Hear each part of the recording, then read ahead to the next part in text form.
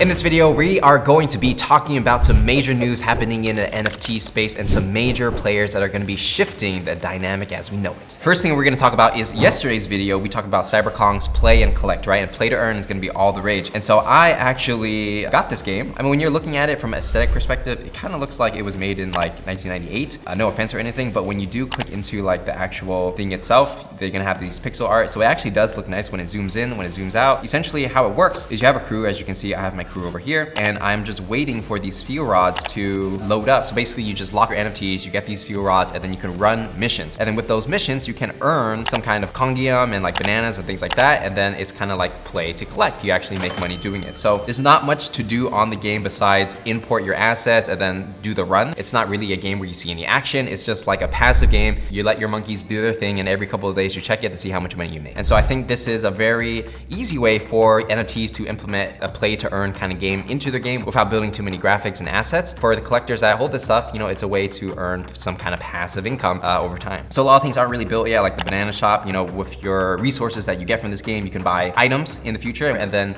once the sandbox launches, and you can actually equip your items to your monkeys and play the game. So it's really just the beginning stages right now. It's not a beta, it's like everybody can use it, but like it's in the early stages. I'll just keep it at that. Overall, I'm gonna try to make a little money on this game because I have a bunch of Cyberkongz, as you guys know, and then I'll update you guys as my journey continues. Next project we're gonna talk about is going to be Fcrender's Lucidia. There's a little update on the website, and essentially there's gonna be more like teasers of like what the avatars look like. You can see like it looks like this, you know, good 3D art, and they're putting a lot of energy into it. And obviously, you know, Fcrender is known for his art and he's built his entire career on the NFT space, or blown up at least. I think he's been doing art for like 10 years at this point. So essentially, you know, there's more updates on how this works. Everybody who has a F crystal is able to get a free essence, and everybody who has a F crystal can also mint an essence, and you basically burn an essence to actually get an NFT. So it's like you want to think of this as a pre-sale for 0.2, but you have to own the original F crystal, and then that's going to drive the price of F crystals up. So if you look on OpenSea, since I've been talking about them like a month or two ago, the price has been steadily increasing. I think we talked about them at like 1.7.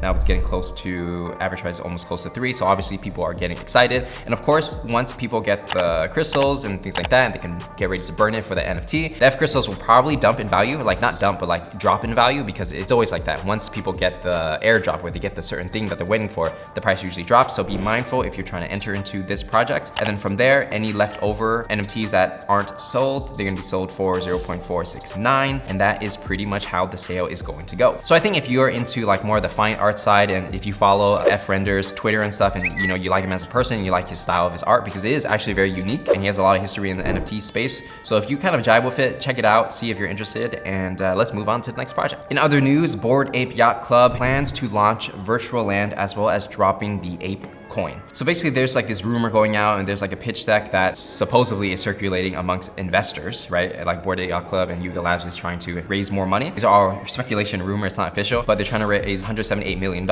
selling 2,000 plots of land, and then they're also gonna drop the ape token. Whether that's gonna be a free airdrop or somehow they're gonna make money on it, I'm not yet sure. There's no official news. And they're also trying to build a meta RPG, which is like some kind of RPG game where you can integrate different NFT characters into it. I'm gonna give you my take on it, and everyone has a lot of opinions. Well, first of all, the sentiment for a lot of people who are in the NFT space are thinking like, why is Yuga Labs raising so much money from collectors when they already have raised so much money from private investors? And if you think about it, when you're selling these NFTs, it's not an investment, right? Technically, it's just a way to raise revenue, right? Which will go into the project and go to the hands of the investors and the project owners. By them selling more land and the ape token and things like that, it actually makes the pockets fatter for the investors who have invested into Yuga Labs. And a lot of people don't like that because it sucks liquidity out of the market. Let's say they raise a few $100 million, where does that money go? It goes to these investors. And are these investors going to turn around and use those hundreds of millions and put it back into NFTs? Remains to be unknown. And they don't have to, because they're a privately owned company. So I think if they do that, potentially, you know, it can create two situations where there's like liquidity suck event, just like in Pixelmon, where they raised $70 million, got sucked out of NFTs,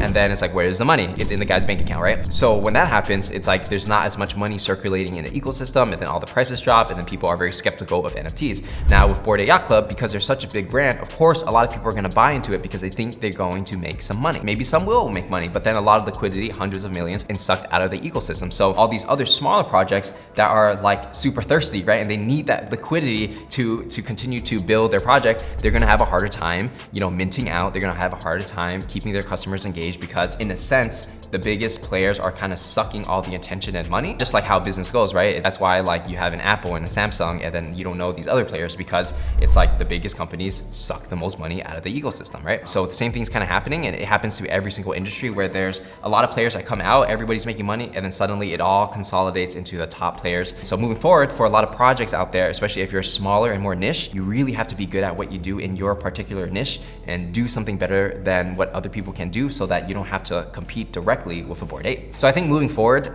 for me personally, what I'm doing is I'm looking at projects that can win in their niche and be the best in their specific thing. And even if there were 100 competitors copying them, that they can still beat everyone out. And I'm also looking at projects that have that potential to become the mainstream appeal and just like dominate the entire market and be like the thing people look at when it comes to NFTs. So that's like Bored Ape would be something like that, Clone X, and even Cyberkongz to an extent where they're more niche, but then it's like you can't really compete against them because they're doing their own kind of thing. Those are the kind of things I'm looking at. If I were to compare it to, let's say, Linux, Windows, and Mac, Clone X would be a Mac, Bored Ape would be a Windows, and then Cyberkongz would be like Linux. You know, like everybody has their place, but they have to be good at what they do. Speaking of mainstream, Pixar recently dropped an NFT that completely sold out on the platform Vv, which is a marketplace where you can buy and sell NFTs. And I think what people don't really realize is how mainstream NFTs are becoming, right? Like when you're watching this channel or anybody else's channel, a lot of times we're seeing these young, small projects just, you know, kind of selling out. We don't really pay attention to like these mainstream companies that are selling cheap NFTs that everybody can afford, right? Because it's not as exciting,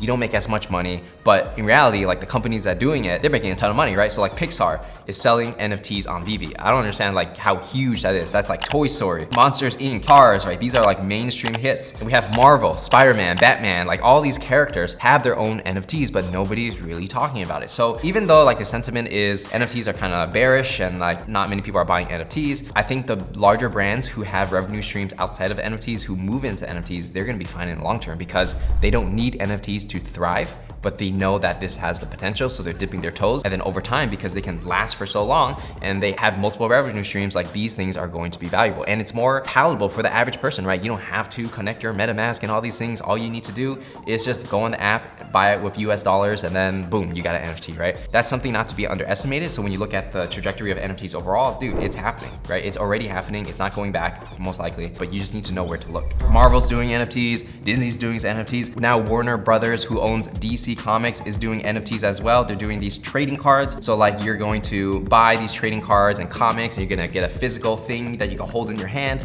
But at the same time, you're also gonna get a collectible NFT that may be worth something in the future, right? Obviously, again, everyone's moving into NFTs. All you have to do is do the same thing you're doing, like comic books and trading cards. You're already making, you know, I don't know how many hundreds of millions of dollars doing that, and then just add an NFT on top of it, and like it's a collectible. NFTs are here to stay. We're gonna see more and more mainstream adoption on this for sure. One thing to really think about NFTs is like NFTs are just a technology, just like internet is technology, or having an Instagram account is using technology, right? So a lot of people have this perspective of like, we're an NFT company, but actually NFT just means like the internet. You know what I mean? It's just a different use case of the internet in a sense. Crypto OGs might be like, oh, you're absolutely wrong, but like, it's just infrastructure, right? So pretty much any company you think of can implement NFTs into their platform. They just gotta figure out a tasteful way to do it. Now that actually leads us to another project that I recently heard about called WAGMI-san, right? We're all gonna make it, WAGMI-san. It's like kind of using this new Tokyo kind of vibe. And I think WAGMI-san is like this character that they created, and then the company is like 10K TF shop. So essentially what it is, and, you know, it's kind of confusing when you go on it. It's kind of like this metaverse kind of world where they're gonna integrate a lot of different worlds. And I believe Beeple is heavily involved in this project. I'm not sure to what extent, but essentially if you go into the shop, right? And then you can go to the WAGMI shop, which goes to these staking tools, and then you can buy these tools, and it's kind of confusing of what to do with these tools, and then you can stake them, right? So you buy these tools, you stake them, people can use it, and somehow you earn some kind of money. Why I want to talk about this is not really for the tools, but for the Gucci Grail. So basically, certain holders of certain projects had the opportunity to get a Gucci Grail, and then Gucci Grail is selling for 1.1 ETH, and it's an official collaboration with Gucci. It's not really clear exactly what you are going to get with this mint pass, but from my research, what I think you're going to be able to get, it's almost like a mutant vial, where you're going to take that thing, combine it with your NFT, and then somehow your NFT character, whether it's like a cool cat, Bored Ape, or whatever, going to have Gucci clothes like on top of it. So you probably create a new NFT with some Gucci drip. For some people, that might be really interesting because you have your Grail NFT and now it's wearing Gucci clothes, and then maybe that will be worth something because it's an add-on, right? It's not the original, right? The original stays as it is, but you're adding on Gucci things, and that might be, you know, something people may value because it's the first Gucci collaboration with like a cool cat, for example, right? It's hard to say how successful the project is going to be or if the supply will be too high and things like that. But, you know, it's definitely an interesting experiment of a mainstream luxury brand like Gucci entering into the NFT space. And we also seen how Murakami Drip collaborated with Artifact Studios, and we know that the Murakami Drip are like super expensive in the Clone X ecosystem. I mean, this is not exactly the same because that's like a direct integration. This is kind of like an add-on separate NFT. But, you know, because of we've seen those past successes, it doesn't mean it's gonna happen again, but there's some indicators that, hey, maybe it could happen, and obviously there's always risk associated with that. Now, the next project we're gonna be talking about is on the Magic ecosystem, right? And it's gonna be Smol Brains. So Smol Brains, it's a very niche product, but these guys are diehard fans of like what they do and they believe in the whole philosophy, right? So they recently launched a white paper where essentially they kind of explain more in detail of like what they plan to do in the future. In my opinion, you know, it is a pretty successful project in general, especially for something that's so grassroots with like all organic marketing from my understanding. They're gonna be releasing land for the ecosystem. It's gonna constantly be evolving. You're gonna have these treasures that you can get on your land. So some kind of items that you can use in their play to earn kind of game mechanic in the future. There's also gonna be a coin, right? A specific coin for that NFT as well. Some kind of tokenomics, and you know, this is where the splits go. You can also create a DAO and things like that. So, and they're also creating some kind of bank as well where you can stake your tokens and then you can earn more tokens in general. I mean, the list goes on and on of like all the different features that they have. So you definitely want to take a look when you have time. Essentially why I want to bring this up is because you don't need to always follow like mainstream adoption or mainstream brands to find success in the NFT space. Yes, there's like Clone X, Murakami, Gucci, and like whatever we talked about a second ago, but there are also these niche projects that are really good at what they do in the DeFi world, right? Where it's not really about like how beautiful the art is, but the cleverness of the tokenomics to get people to constantly buy in and eventually pump the price. Is it like a little bit of Ponzi-nomics? Well, everything is a Ponzi if you think about it, so is Gucci, right? But yeah, so, you know, look for projects that are really unique in what they do and they can be the best at what they do and really well thought out, and you can also look at those mainstream successes. In other news, there's also a rumor of Mark Zuckerberg bringing NFTs into Instagram, which is gonna be huge, right? If this is actually true, because we've seen Shopify experimenting with their beta program of selling NFTs on Shopify, which makes it a lot more easier for people to implement the technology. If people can buy NFTs on Instagram, like imagine you're scrolling through your favorite clothing brand and then you're like, oh shoot, they're gonna release this limited edition sweater and you get an NFT too. You know, if they made it really easy for people to do that, then the mainstream adoption is definitely coming. And the last thing we are going to be covering is my favorite project, which is going to be Kevin. Kevin right now from Pixelmon is sitting at a solid 3.33 ETH floor. You know, he is the star of the show, so really interesting to see that even though Pixelmon is like floor is like 0.25 for the whole collection and probably won't go anywhere in my opinion, Kevin is still going strong, and I think a lot of people are just holding it because it's going to be a historic meme one day. So with that said, that's it for this video. If you enjoyed it, make sure to join the Discord because we're going to be launching NFT projects soon, so you want to check out the Discord for more information. Make sure to follow me on Twitter as well, and I will see you guys in the next one.